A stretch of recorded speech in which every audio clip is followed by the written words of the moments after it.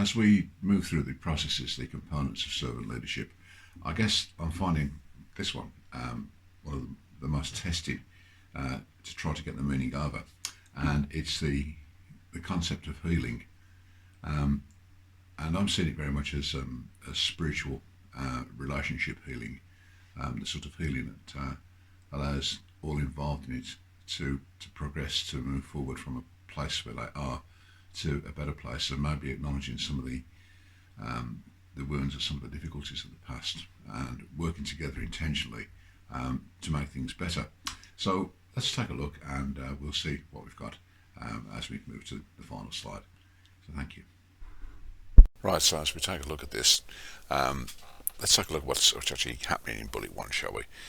Learning to heal. So here's something that we need to learn, and maybe there's something implied there that it's not going to come naturally, it's not going to come easily. And then the next two key words that I'm picking up on here, transformation. So it is transformative, it's taking us from a place we are to a different place, and integration, that it's something that's going to apply across many aspects of our lives. And then we have this kind of idea that the potential for healing exists within the self and in others. So we all have this potential.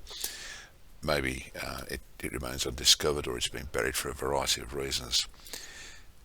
Let's take a look at bullet 2, see if that helps us to understand a little bit more about what might need to be done or what we can do. The subtle communicated to one who is being served and led, implicit in the compact between the servant leader and led. So this kind of an idea of a compact, it feels to me very much as this is what we can expect of each other, we can reasonably expect of each other. These aren't demands, and they're not confined by strict criteria. They're about something far more, transformational. I'll use that, transformational than that. It's about, I think, guided and steered by values and ethics and behaviours.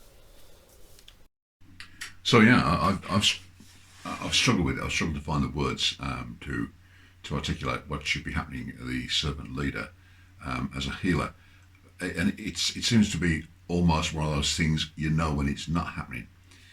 So I'm going to leave it in a place where it's a question about what can we all do to bring a degree of healing into our workplace. So relationship healing, the healing of conversation, the healing of how we might regard each other, even silently. What thoughts do we harbour, and what do we really maybe need to park and move away from? What assumptions do we have of people that are based on all sorts of biases and prejudices and bits of misinformation? So I think for me it's really about teasing out those sort of blind alleys that we can lead ourselves down, that they certainly stop healing from taking place. That seems to work quite well for me, and in their absence, in the absence of those blind alleys, with some sort of effort to say I can and will do this differently / better, I wonder what it is we would notice, what would we sense about the improvement or otherwise of our relationships, and also what setbacks would we have, and how would we deal with the idea of, well, I was taking it in this direction, I've had a bit of a knockback now, but as you all know, in the process of healing, whether physical healing, we have our better days, and then we have our little relapses and our not so good days. But we carry on because we have a hope that we're going to get ourselves to a better place.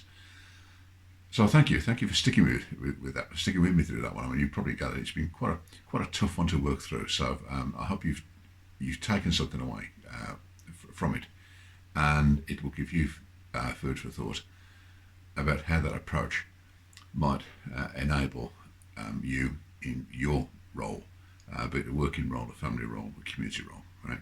Thank you very much indeed. Bye now.